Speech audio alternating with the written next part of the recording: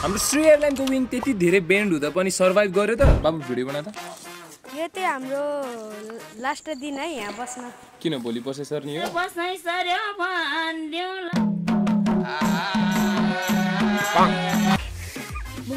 यो चाहिँ हाम्रो लास्ट फ्लाइट हो भन्न यो चाहिँ हाम्रो लास्ट उडाउने थालेको यो प्लेन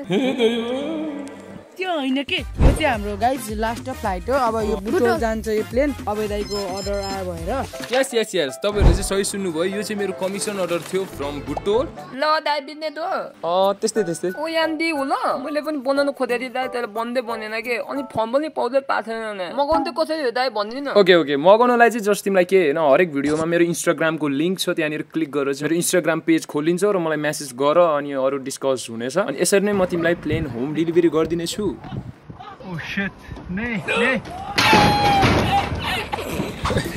अनि यो श्री एयरलाइन चाहिँ मलाई कम्प्लिट गर्नको लागि 2-3 हप्ता जति लागेको थियो र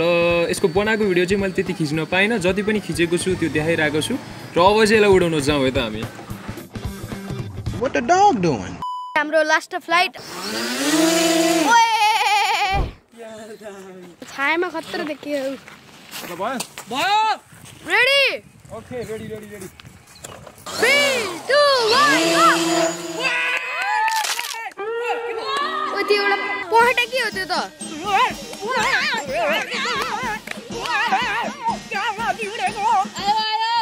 ओइ के हो एउटा विङ बिना नि उडाइदेन ओ एउटा विङ बाङ्गे हो गाइस हाडरमा पनि वाडल के गाइस साइडको धेरै बेन्ड भएको छ त हाम्रो आयो ल फेरि गयो रियल प्लेन को जस्तै आवाज आएर है आयो ल्यान्डिङ जा यहाँ साइडमा फेरि गयो ल कस्तो थियो प्लेन उडाको 4 दिन जस्तो के प्लेनलाई उडी 4 दिन Hey yo, what the? त्यस्तो मक्खन थियो भनौँ न हैन तर कस्तो खालको लजिक ओके यसपछि चाहिँ मैले आफ्नो प्लेनलाई रिपेयर गरेँ र रिपेयर गरेपछि चाहिँ मलाई एकचोटि रोडबाट पनि उडाउने रहर थियो सो मैले चाहिँ रोडहरू धेरै खोजेँ है रोड त पाइयो तर लोकेसन अलिकति खराब थियो त्यति ओपन एरिया चाहिँ लागेन सो अझै मैले खोज्दै गएँ बल्ल मैले भनेको जस्तो चाहिँ अलिकति खुल्ला ठाउँ पाएँ तर यहाँ चाहिँ रोड गतिलो थिएन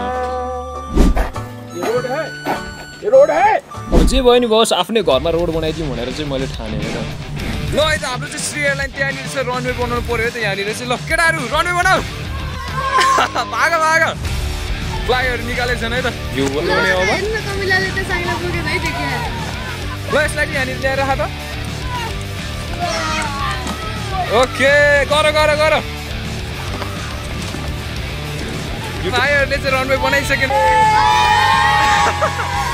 प्लेन पनि लगेर वहाँनिर राखेँ त हाम्रो वहाँबाट स्टार्ट हुन्छ है त प्लेन लिएर होइन ओके भाइले प्लेन लिएर हिँडिसक्यो त हाम्रो श्री एयरलाइन ओ लुक्स हेर्नु न कति आज चाहिँ याफएस i6 बाट उडाउँछौँ है त यसलाई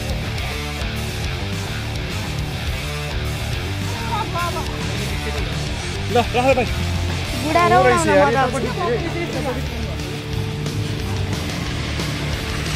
यही हो चाहिँ चाहिए के